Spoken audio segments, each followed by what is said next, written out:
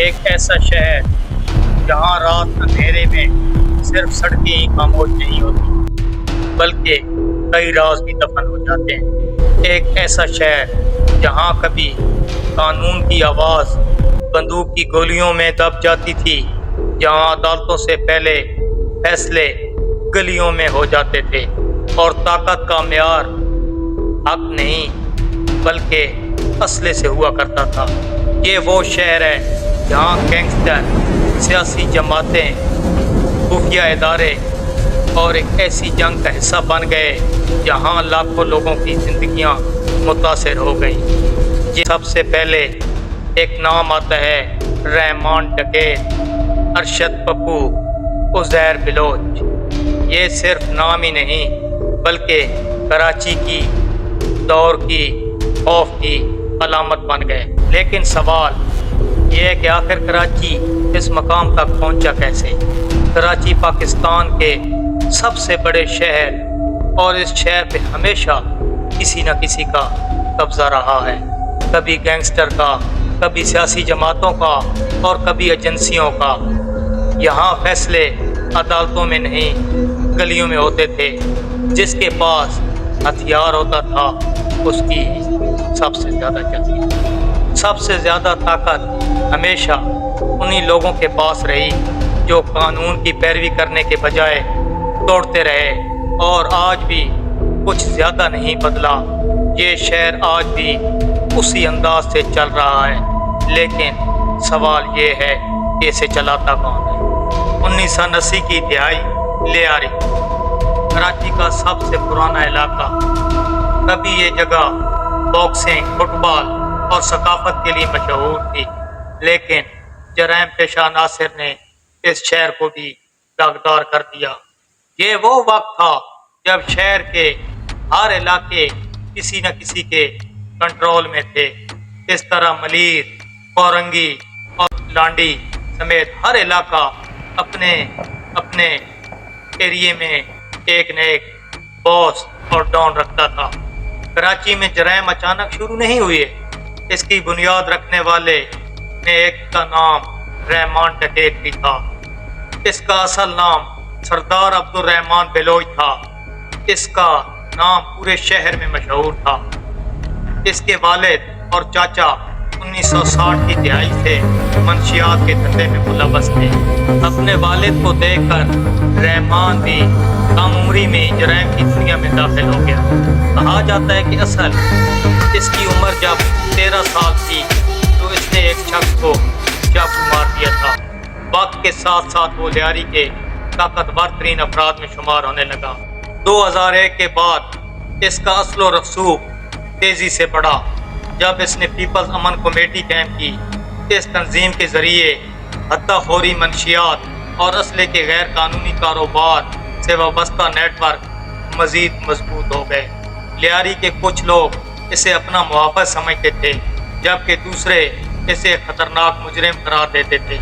لیکن اسی دوران ایک اور خاموشی سے اپنی زندگی بنا رہا تھا فیضو ماما۔ فیضو ماما ایک اڈے پہ کام کرتا تھا، پھر منیجر اور پھر اپنا ہی ٹرانسپورٹ کا کاروبار کھڑا کر دیا۔ کاروبار میں مسائل بھی بڑھتے گئے۔ اس دور میں کاروبار چلانا پولیس، جرائم پیشہ عناصر اور مقامی گینگسٹر کو بھتہ دینے سے ہی چلتا تھا۔ فیضو ماما بھی ہر ماہ رحمان کو 15,000 روپیہ بھتہ دیتا تھا، لیکن جلد ہی ایک نیا نام منظر عام پر ابھرنے لگا، ارشد پپو۔ ارشد پپو اپنی ایک الگ طاقت قائم کرنا چاہتا تھا۔ اس نے فیصلہ کیا کہ اب لیاری میں اس کی مرضی چلے گی۔ ایک دن اس نے فیضو ماما کو فون کیا اور کہا آج کے بعد بھتہ رحمان نہیں بلکہ وہ وصول کرے گا۔ فیضو ماما نے انکار کر دیا۔ انکار کرنے سے اس کی زندگی خطرے میں پڑ گئی۔ چند ماہ بعد ارشد پپو نے اسے اغوا کر کے قتل کر دیا۔ اس قتل نے ایک ایسا نظام جنم دے دیا جو آنے والے برسوں میں پوری کراچی کو ہلا کے رکھ دیا۔ دوسری طرف 26 اگست 2009 کو پولیس مقابلے میں رحمان ڈکیت مارا گیا۔ اس کی موت کے بعد بہت سے لوگوں نے سمجھا کہ شاید لیاری جرائم سے ختم ہو گیا، لیکن حقیقت اس کے برعکس تھی، کیونکہ اس کے بعد اس کی جگہ لینے ایک اور شخص آ گیا، عزیر بلوچ، فیضو ماما کا بیٹا، ایک ایسا شخص جس نے دل میں اپنے والد کے قتل کا بدلہ لینے کی آگ جل رہی تھی۔ عزیز بلوچ نے آہستہ آہستہ لیاری میں اپنی گرفت مضبوط کی، ہر گلی، ہر کاروبار پر اہم فیصلے اور اس کا اثر و رسوخ دائرے میں آ گیا کہ نیٹ ورک میں بھتہ خوری وصول کرنا، فائرنگ، اسکواڈ چلانے والے رابطے کار شامل تھے۔ کہا جاتا ہے کہ اس کی سیاسی روابط بہت ہی مضبوط تھے، جس کی وجہ سے اس کے اثر مسلسل بڑھتا گیا۔ لیکن عزیر بلوچ کے ذہن میں ایک مقصد ابھی بھی باقی تھا، ارشد پپو سے بدلہ گیا۔ جب ارشد پپو کو گرفتار کیا گیا اور کراچی کے پہ مار دیا گیا۔ ارشد پپو کو قتل کرنے کے بعد لیاری گینگ وار کا خون ریز تاریخ ایک باب اور بند ہو گیا۔ اسی دوران شہر کے مختلف علاقوں میں سیاسی جماعتیں اور گینگ وار مزید ہلکے اور بننے لگے۔ عام شہری ان تمام طاقت کے سامنے بالکل بے بس ہو گئے۔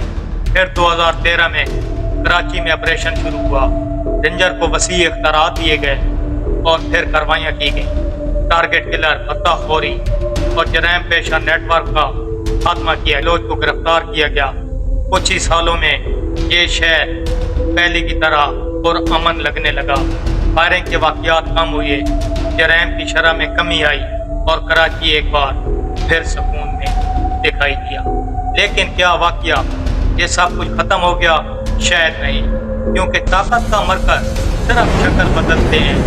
کوئی گینگسٹر تھے، آج مافیا ہیں، کل بندوقیں تھیں، آج فائلیں ہیں، کل گلیوں پر قبضے تھے، آج زمینوں اور اربوں روپے کے کاروبار پر کنٹرول ہے۔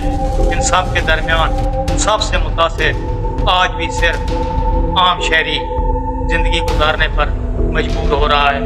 اور آخر میں سوال وہی رہ جاتا ہے، جی کو اصل چلاتا کون ہے؟